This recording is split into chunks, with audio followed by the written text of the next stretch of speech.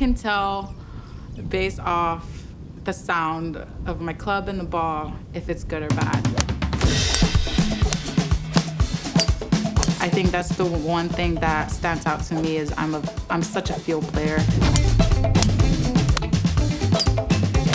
So as soon as I feel that it's toey or heely, I'm like, oh man. So I adjust it as I hit the ball. I don't go on technical or forms or anything like that. I just go to the range, hit the ball, and if I don't feel like something's not working, I adjust.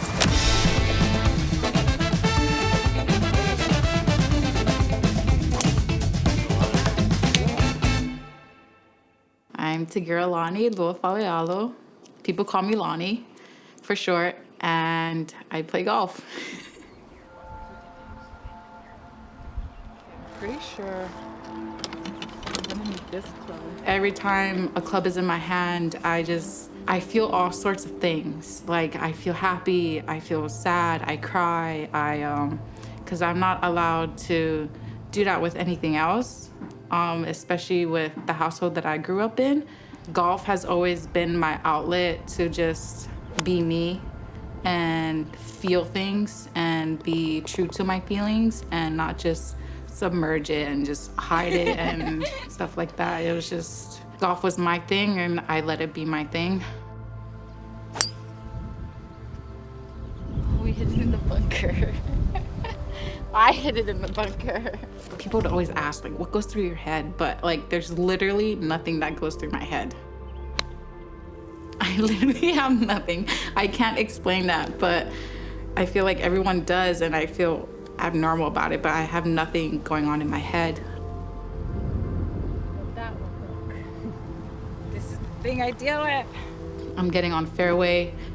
All I can think about is my ball lie, my line, what club I'm gonna hit.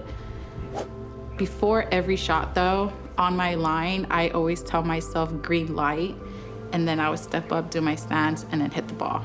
Every shot, that's what I have to tell myself. I've also asked a lot of people, like, what do you think about? And they tell me all of these things, and I'm like, bruh, I'm just thinking about hitting the golf ball. Like, I just want to get off the tee box and just go. There's so many people watching. I don't want to try and think about them, so I'm just gonna. I see the ball, I see the fairway, that's where I'm going, that's it. Joining me today after the second round of the Lotte Championship is Lani. We were able to confirm that you are the first person to start on the LPGA Tour that is playing for Samoa. Can you just talk a bit about what that means to you? I don't think anyone can understand the feeling that I got when they confirmed that I was the first one ever to play for Samoa. I was shook. It was never about that. It was just about me playing golf. So when they told me that, I was like very proud of myself. I was happy. I wanted to cry. I wanted to cry so bad, but I think just being happy, knowing that I made it and that like not a lot of people are gonna experience what I just experienced was just very, I don't know, words can't express. This is literally all I've played for. Like all of the hard work, the dedication, the passion, it's all because I'm doing it for my culture. So to know that means a lot to me. And I got like this new 60-degree actually.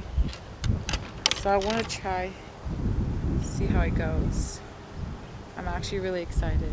It's a new club. Being Samoan has affected me to play golf in a lot of ways, just because I've experienced a lot of discriminations growing up. I didn't understand it at the point, but there's this guy that was like really mean to us. I thought it was because we were taking up a lot of golf balls, but it really wasn't. And then I feel like just coming from nothing, I'm not saying that Samoa is that's all that we are, it's nothing, but like we just didn't have as much opportunity as we do now. But I think golf is something that's very off-putting as like a Samoan woman. I feel like there's a lot of factors that is input to like being a woman playing golf. For instance, the first thing people would think is they hit shorter. I just heard that they're not that good. I don't know, I just feel like we're just viewed very weak. My point is to show you that I can probably play shots that you can't. We're more than just weak. We might look tiny, but we can probably do something. I don't know. I just feel like that's always been a thing of like being a woman, that like you can't do what guys can do. It's not just Samoans in general. I feel like it's also for the ladies. We're known to just be in the house. I'm okay with that, but I can do that and more. I'm not just that. And that's the whole point of this, is to let them know that like if I can do it, you can do it. My relationship with golf has changed a whole lot. It started off with me just doing it because my dad put us into it. I know my initial thought was I'm gonna hit this ball and I'm gonna get better. But then work and then golf, or school and golf, that made me like burnt out really quick. There was a point of time where I hated it. It's really toxic. I hate it, but I didn't see myself doing anything else, and that was the only sport that made me feel something, so I would still be there. And then I believe like 2 years ago was when I was like starting to like it, but I didn't really know. I know I had a passion for it, but it was not real, and I couldn't really accept or take it within.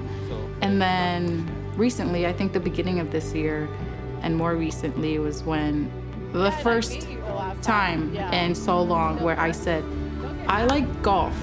I actually love golf. I love to golf. All I want to do is golf. And there's nothing that I would rather do than play golf. I don't see myself doing anything else besides playing golf, on top of that being on tour. I want to start programs for young ladies, programs for Samoan girls. I know there's a lot out there. I've met a few, but it's time to implement that. There's these programs that can help you, and I'm here for it, and I've already gone through it, so that's what this is, and that's what I want to do.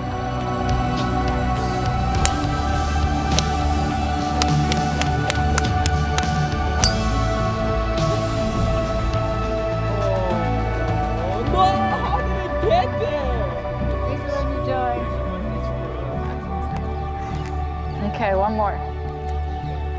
You got it. In the future, I want to be doing what I love, which is playing golf, and having these side quests of like, I'm gonna be over here for these ladies, or I'm gonna be over here for these girls, so yeah. Yes!